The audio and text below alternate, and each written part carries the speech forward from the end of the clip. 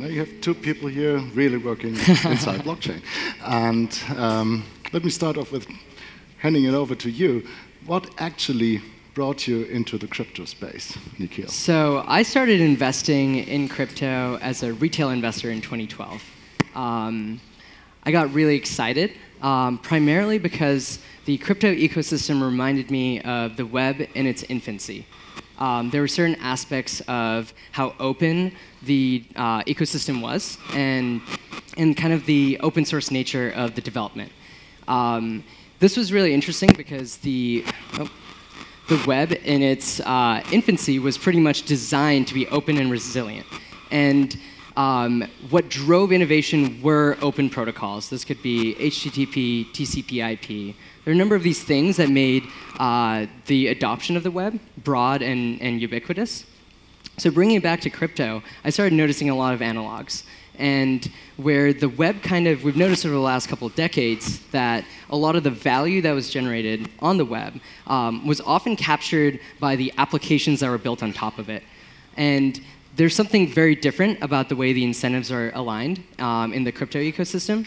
And that's kind of how I got started. I founded a company called ClearGraph that is helping connect businesses and investors with securities offerings that are done over the blockchain, so namely security tokens. And, can I jump in here?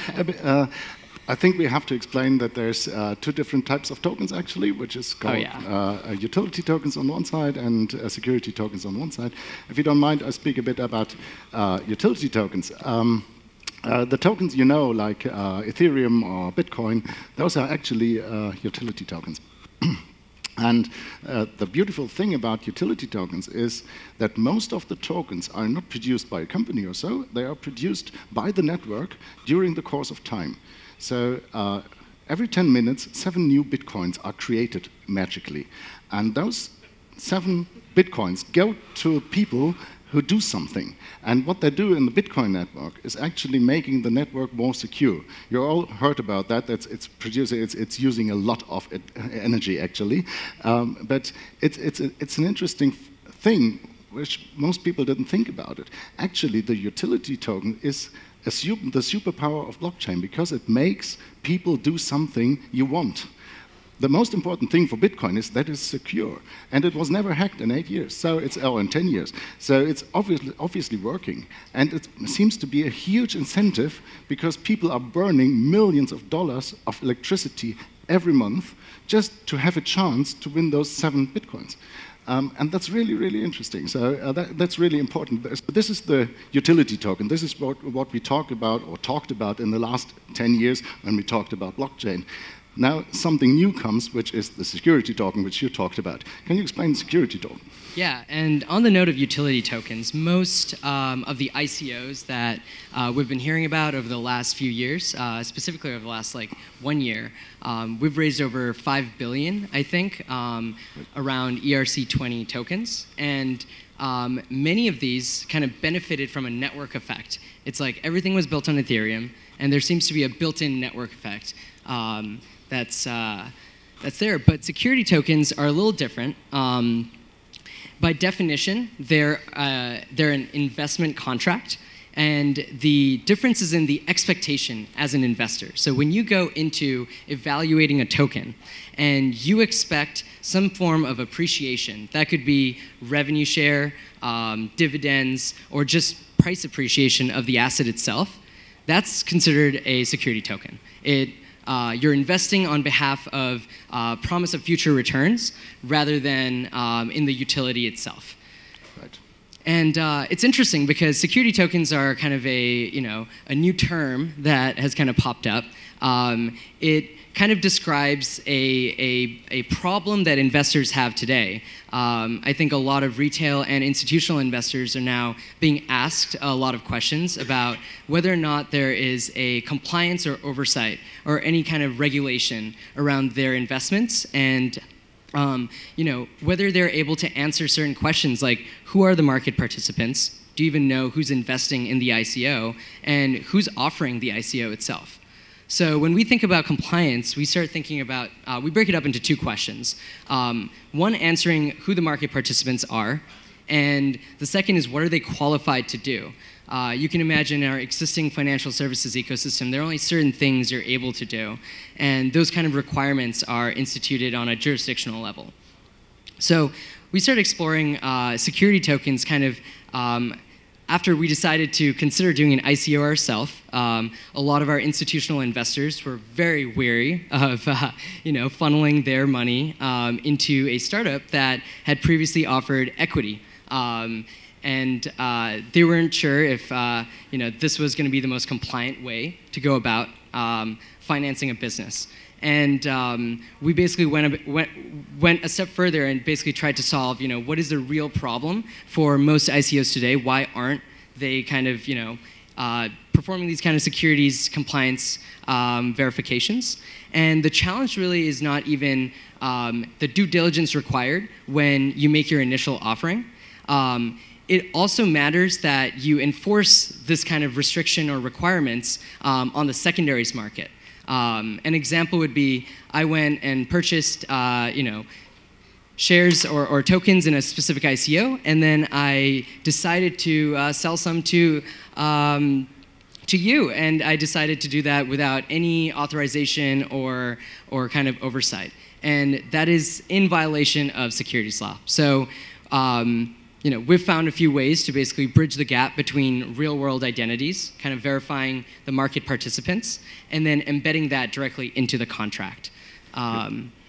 So that's kind of the two sides of the problem. All right. Okay. So what you talk about is a bit like, that leads us to identity in a bit, because what you talk about is a part of an identity, obviously. So let me just elaborate, because we are working on identity too, a little bit what we think about identity. Basically, we think identity is three things.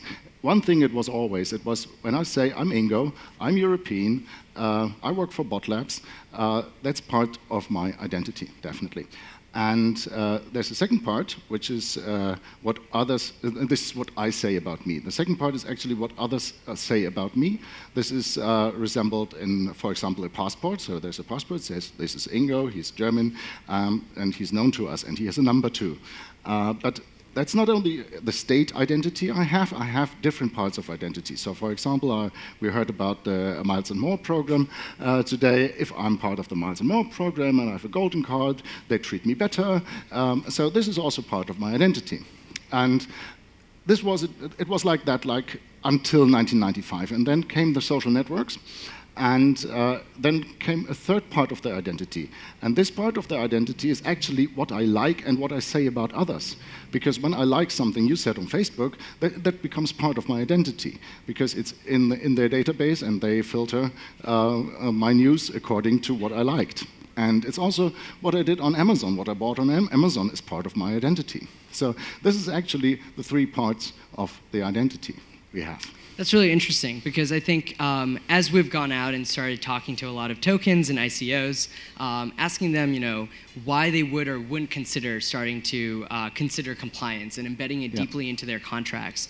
A big challenge is a lot of participants in the crypto ecosystem, they care a lot about securing their identity. They care a lot about who they're exposing their identity to, and in what manner that data is being facilitated.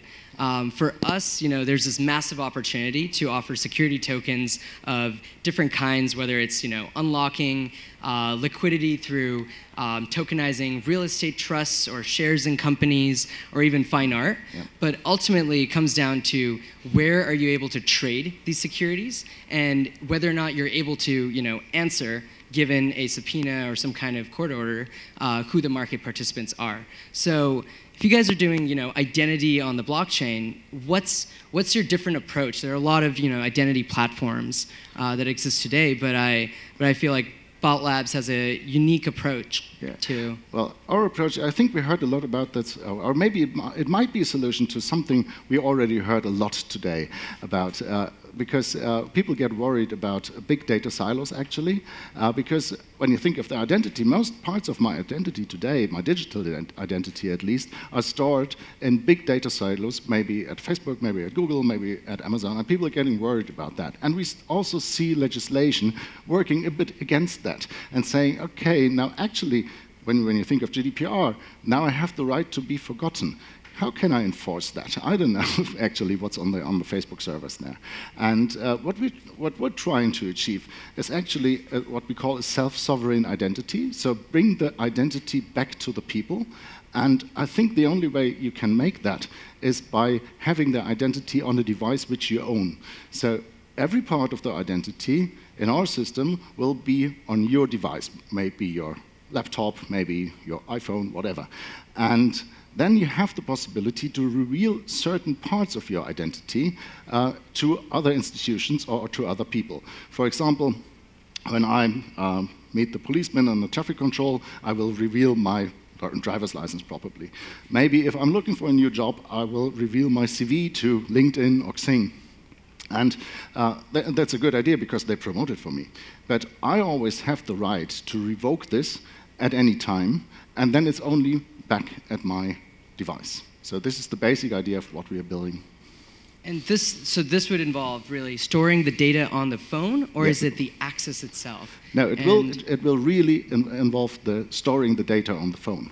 You can copy it to a blockchain, because some parts of your identity you will probably want to reveal publicly, completely publicly, and this is what you put on the blockchain.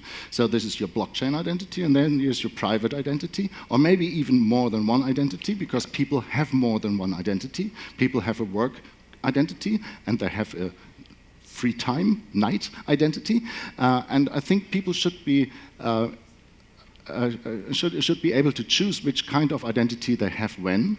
And I think this has to be completely permissionless. So it has to be on your phone, and that doesn't. And it's completely impossible that we have a company controlling it or a state controlling it in the end, because when we live in Western democracies, we say, okay, we can trust the state, that's fine. But there's a lot of people who don't live in Western democracies, and they probably don't trust their state. And it's, well, there's no guarantee that we can trust our government for the next 200 years or so. So it has to be completely permissionless. It has to be on your phone, on your own device. That's really interesting. And bringing this full circle, you know, the most interesting part of the crypto ecosystem are these shared protocols, these open protocols that allow developers to kind of build upon kind of open standards, giving users the ability to revoke or change the central authorities that kind of present trust into the ecosystem. How does your product kind of give users more agency over who they engage with, and how do developers kind of fit into that platform? Yeah, the basic idea, I think there's one fundamental thing you have to make sure, and this is it has to be open source. So you cannot trust anything in the identity space which is not open source. So if you can't look into it and see if there's a trapdoor or whatever, or data collection or connection to a server or something like that, then it will never be successful. So the first thing, it's going to be completely open source, it's going to be a protocol, and it's going to be free for everybody, really free, not Facebook free, where you are the product, but really free, sorry, but really completely free. And this gives developers and other companies the opportunity to build upon that stack their own applications. For example, a company like you having the possibility to link their know your customer, anti-money laundering software on top of that and use the underlying protocol. That's really interesting. So where do you see kind of the shift in consumer kind of behaviors that kind of will evangelize this new form of identity? I mean, I still use Facebook, I still use Instagram. These are kind of these moats that have been built around data that's been collected, and where are the opportunities to kind of disrupt those existing? Yeah, I think this will never start with the users. Actually, if you give a system like that to the users and say, now it's here, now start to use it, they will never do, because there's so many practical things like Facebook. It's really great. I think where we have to start is actually the social networks, the KYC companies, and people like that who will then be the multipliers for writing real cool software and making this stuff available to a broader public. I think this is the only way you can go. Just producing a piece of software never works. Absolutely. I think we're out of time. Okay. Thank you. So then that was it. Thank you very much. Thank you very much. Thank you. Bye-bye.